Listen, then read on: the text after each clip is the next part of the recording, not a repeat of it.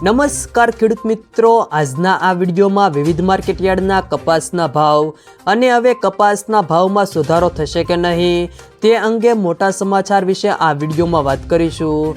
વિડીયોમાં આગળ વધતા પહેલાં જો તમે અમારી ચેનલમાં નવા છો તો નીચે લાલ કલરનું સબસ્ક્રાઇબ બટન આપેલું છે તેને દબાવીને બાજુમાં રહેલા ઘંટી બટનને પણ દબાવી દેજો, જેથી અમારા આવનારા તમામ વિડીયોની માહિતી તમારા સુધી મળતી રહે। તો ચાલો શરૂ કરીએ આજનો આ વિડીયો।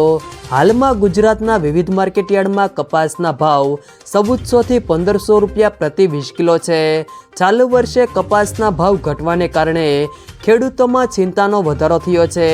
હાલમાં જે કપાસના ભાવ છે તે ખેડૂતોને બિલકુલ પોસાય તેમ નથી। કપાસના ભાવમાં વધારો થાય તેવું પણ ખેડૂતો માની રહ્યા છે।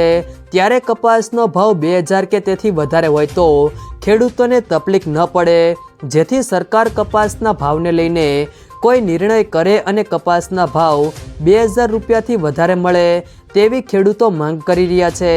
દર વર્ષે કપાસની સિઝન પહેલાં માર્ચથી જુલાઈ સુધી રૂના ભાવમાં વધારો થાય છે।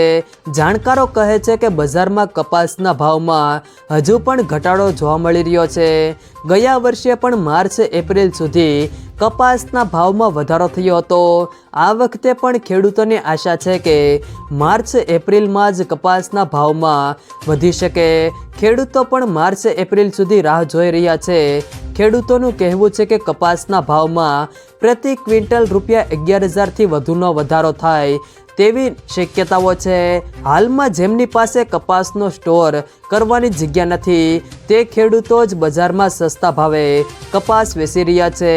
ત્યારબાદ આજના કપાસના ભાવની વાત કરીએ તો રાજકોટ 1415 થી 1560, સાવરકુંડલા 1251 થી 1481, અમરેલી 942 થી 1515, જેતપુર 921 થી 1480, બાબરા 1300 થી 1510, જામજોધપુર 1300 થી 1546, ધારી 1200 થી 1451, વાંકાનેર 1300 થી 1500, ગોંડલ 1101 થી 1546, અંજાર 1362 થી 1436, ધ્રોલ 1230 થી 1495, ખાંભા 1100 થી 1451, પાટણ 1300 થી 1532, જસદણ 1300 થી 1535, મહુવા 1000 થી 1388, જામનગર 770 થી 1511,